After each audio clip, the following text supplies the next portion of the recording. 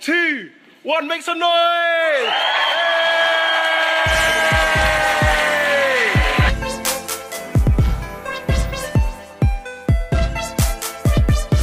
And to be a good leader, you have to be a good servant. And to be a good servant, you have to give a good service.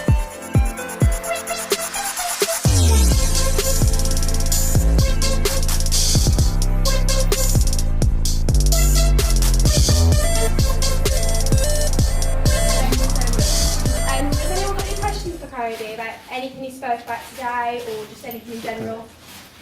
Yeah? Alright, so the question is, how was the job at the SU? So how was my time when I was vice president of my students' union? So for me, it was great in a sense that it really opened my eyes as to what it's like to be at the head of a massive multi-million-pound organisation. Because not only was I head of my SU locally, I was also the director of the National Union of Students nationally. So an organisation that represents 7 million students. So for me, how it was, it gave me a great insight into how to run an organisation from the top of the ladder, if that makes sense. Anybody else got a question? Yeah? With The Apprentice, obviously like you really, really wanted to win and like had full faith in your idea. But looking back now and where you went out, do you think that, because obviously it was Sean who did win, do you think that, not that she deserved or didn't deserve to win, but do you think, oh, I was ready or I wasn't ready, or do you still think, yeah, I should have won that? In my head, I'm still the winner. My mum told me I'm the winner. You know what I mean? Like, my mum's right. You gotta listen to your mum. I won. Do you know what I mean? Now, to be fair, taking nothing away from Sean, like I think that Sean was someone that I slept on very early, in a sense that when you're a separate boys and girls team, you don't really see the girls team that much. And I only worked some tasks with Sean for the donut task. And also the task where I got fired, actually. But I think that, in hindsight, I think that she definitely did deserve to win, because her business plan was scaled down to such a T where I think that was very irresistible for Low Sugar to not want to go with her, if that makes sense. So I would hate to stand here and say, no, Sean didn't deserve to win, I deserve to win, because I'm not like that as a person.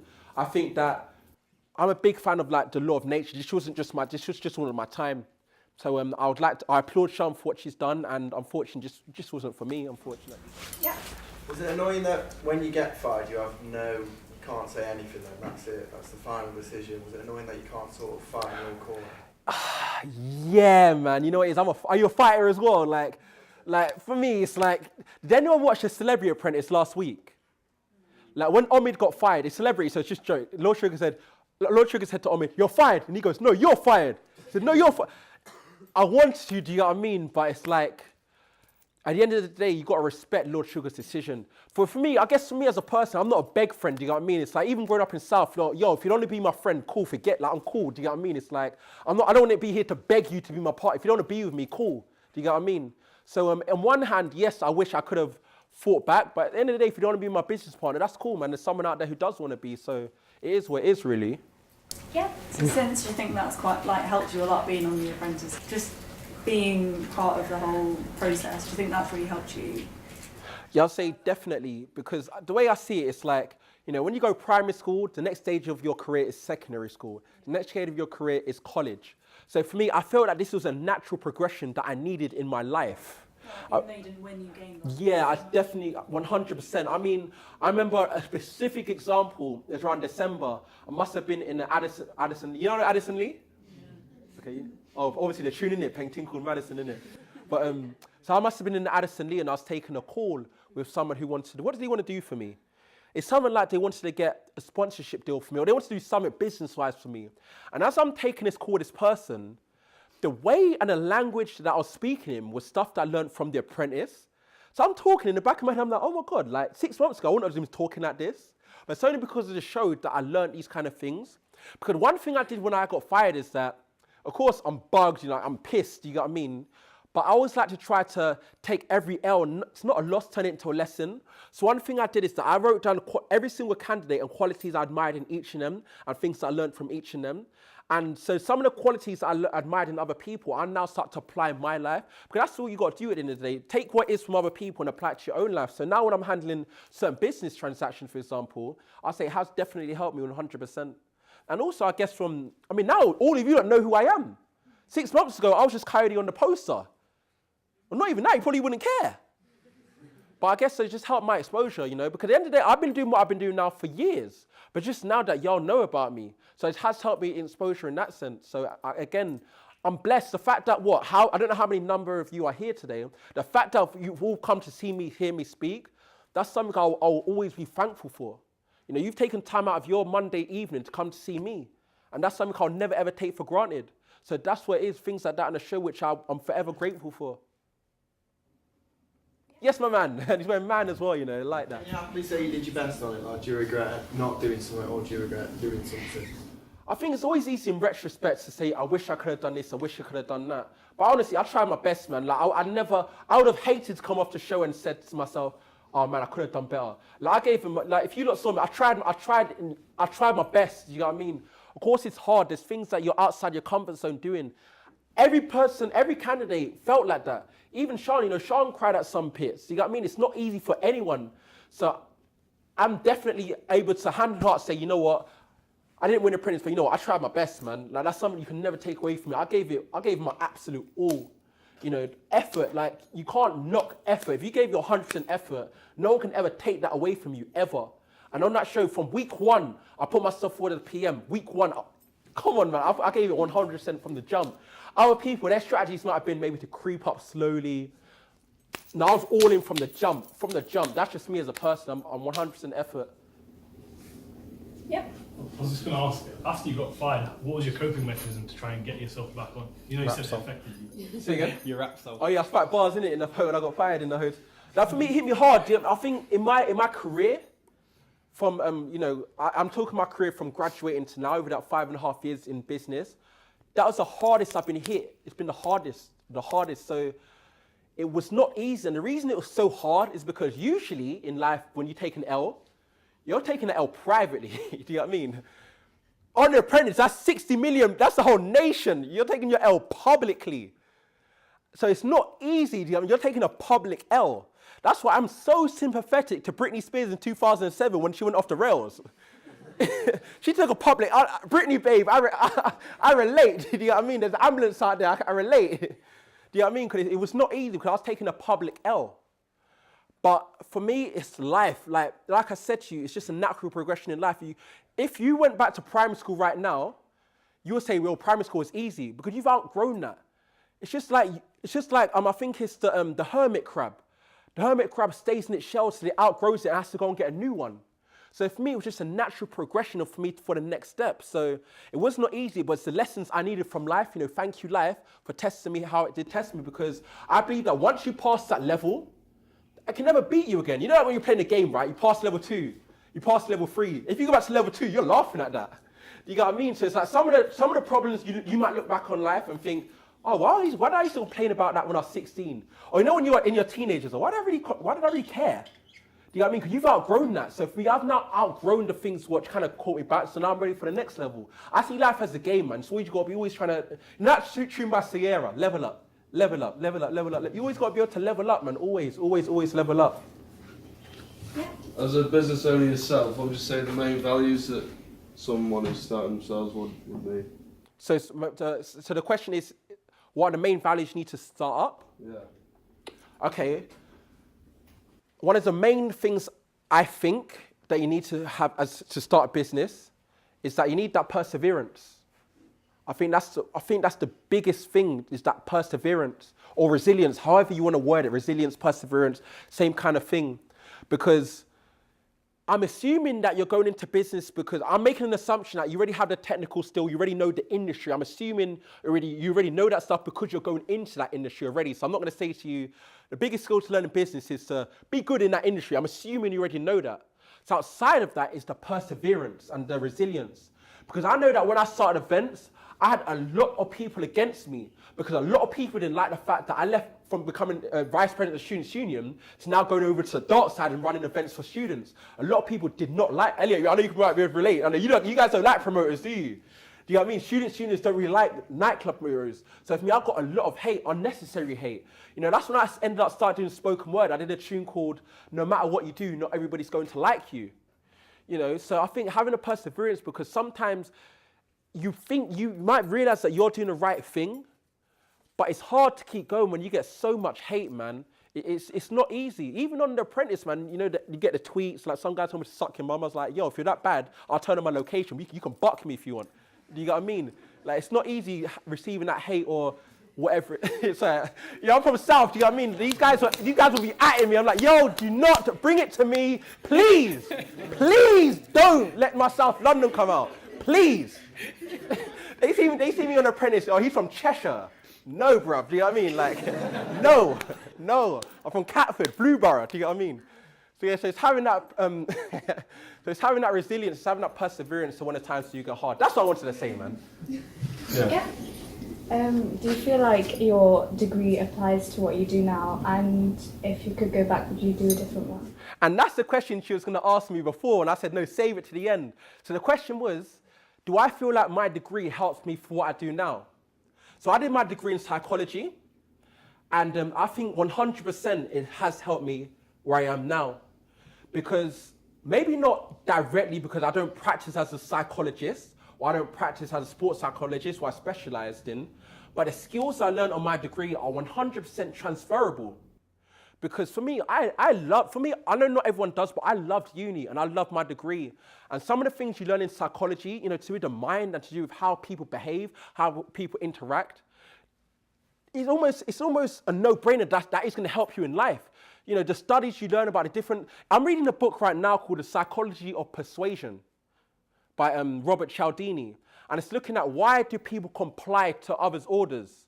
And it's just very much psychology based. So it's like, for example, if I stood up here delivering a talk in just trackies and stuff, subconsciously, you wouldn't be taking me as serious as say I'm dressing up in a suit. Well, I'm hoping you're taking me serious.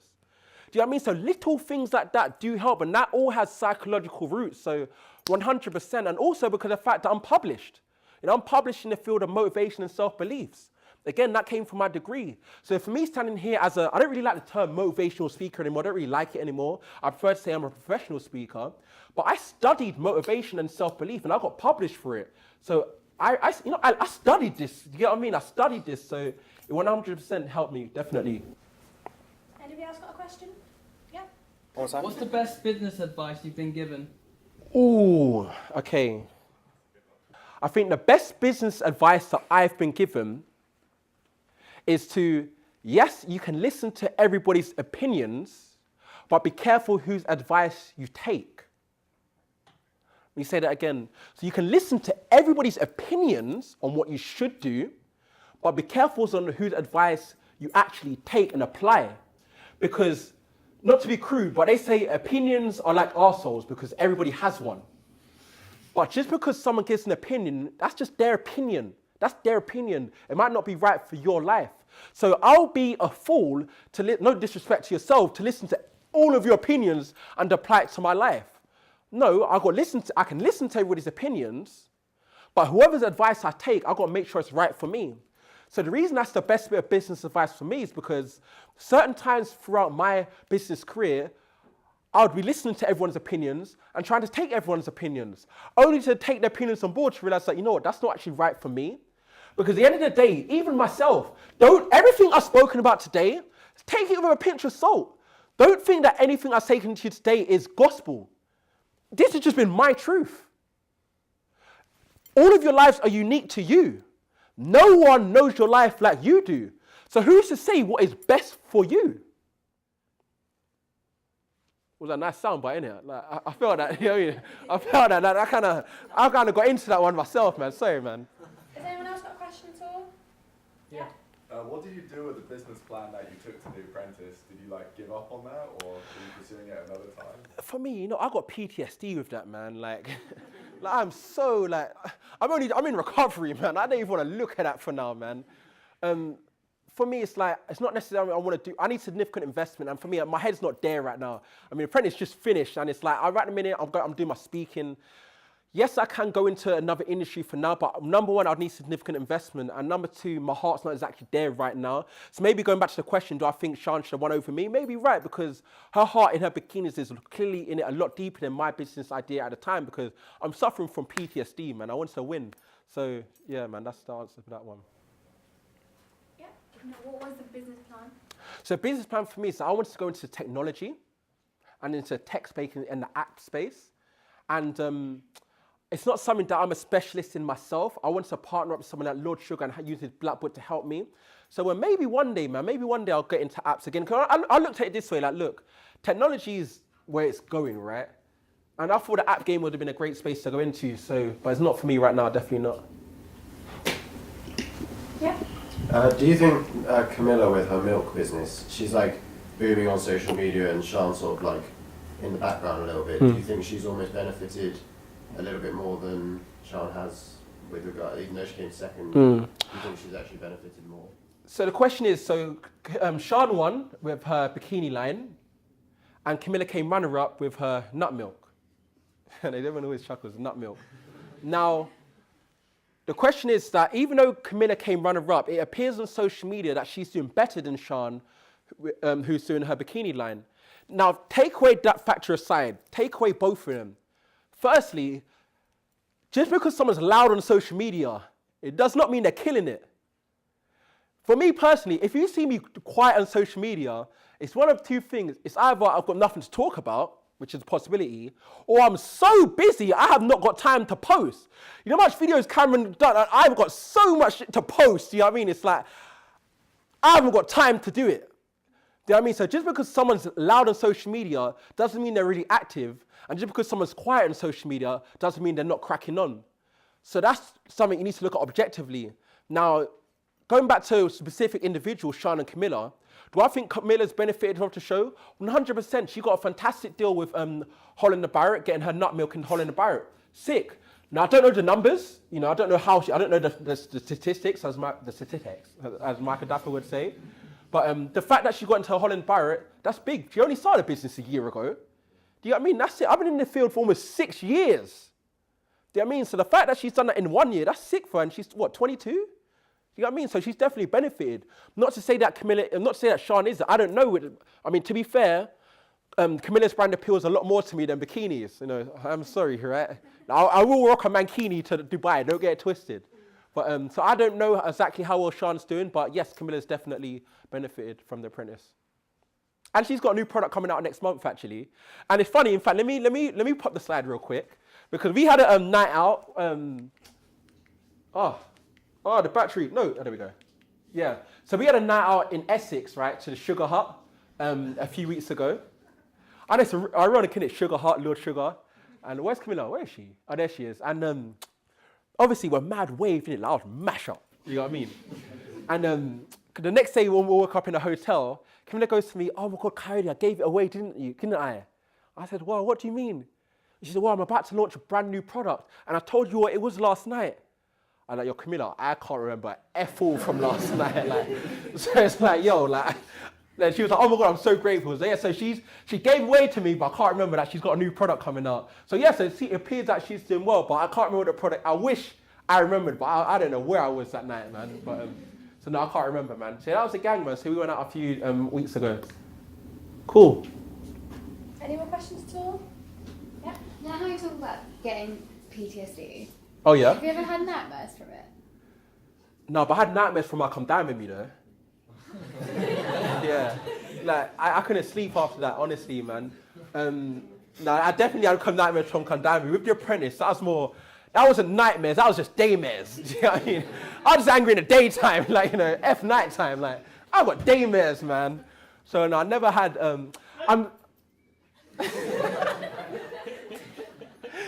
I mean, let me not mock, because I do respect that PTSD is a serious condition. I don't want to take anything away from that. Of course, I never really had PTSD. I'm saying it in jest, but I generally almost had that. You know what I mean? Like, it did really affect me like that. Is that okay? Yeah. Yeah. Okay. Cool.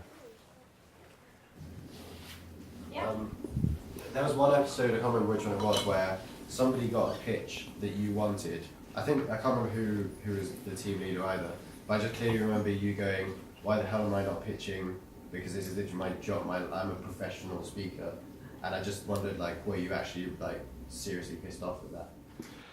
Yes, I mean, it happened on 2 occasions. I'll say the occasion, you can tell me which one you're referring to. The first one that happened when we had to pitch the comics, and I can't remember which one it was. Was that the one where the guy came back and they told him the things that were wrong with the product? yes, so it was a comic task. So we had, of course, in the apprentice, you split into the sub-team and the project manager team. And so day one of the task, we had to design a top comics. Day two, we had to pitch it.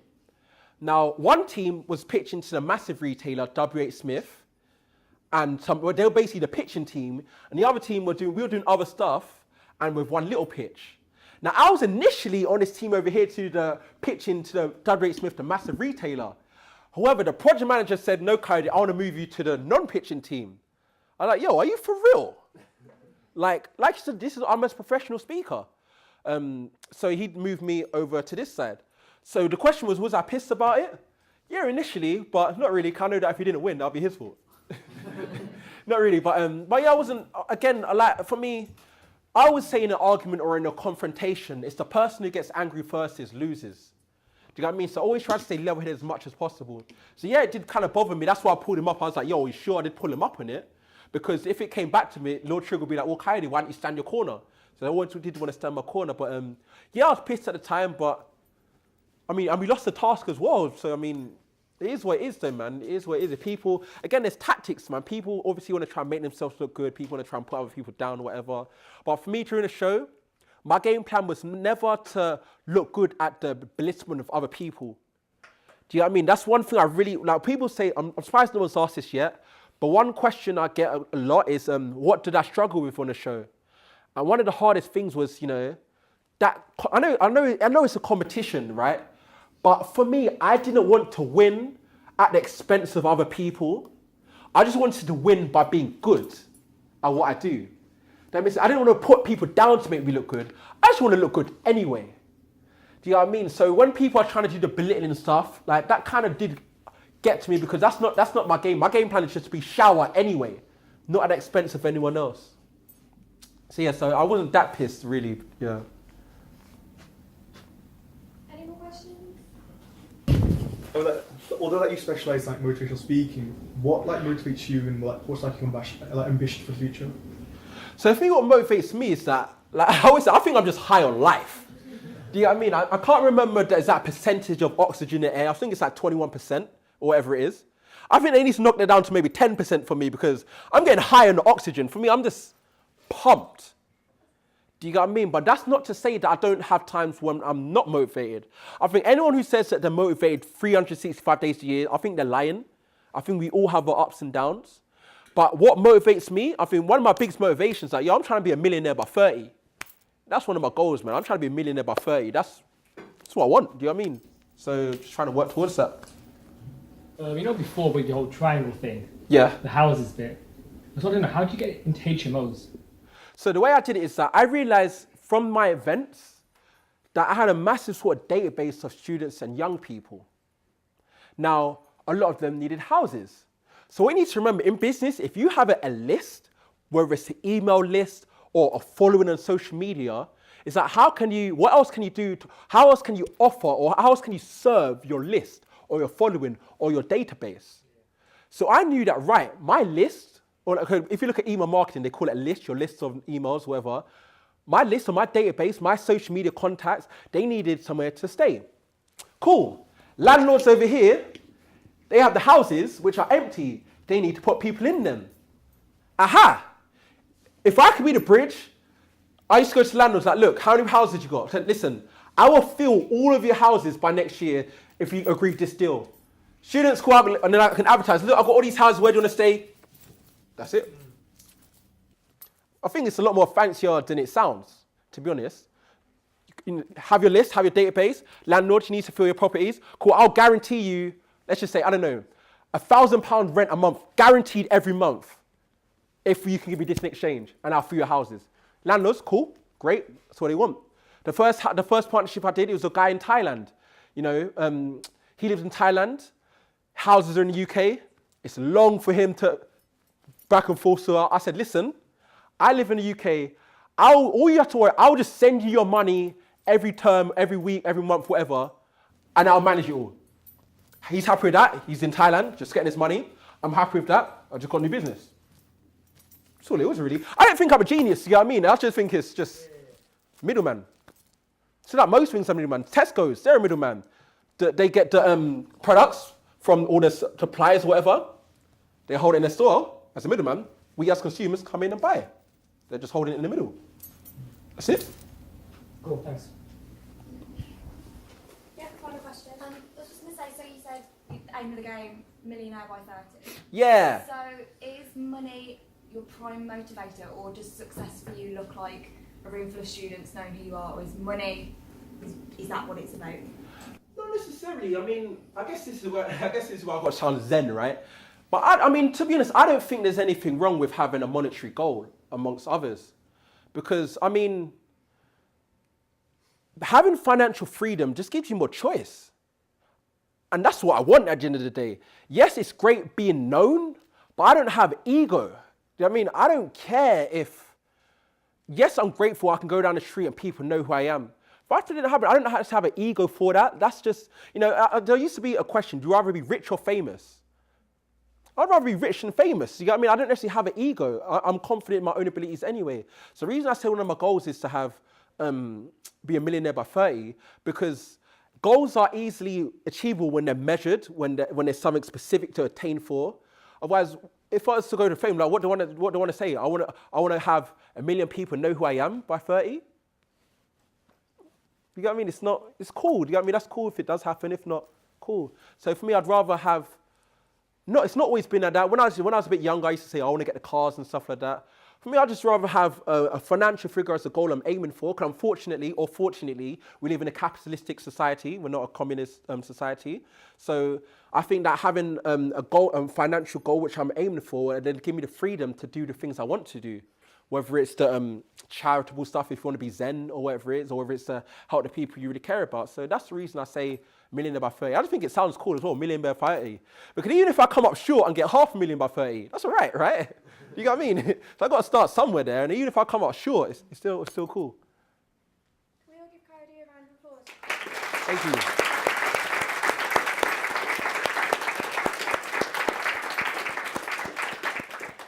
Thank you so much for coming and dedicating your time. It's really Yeah, pleasure, my pleasure. Thank you all for having me, man. But thank you so much for coming. I really appreciate it.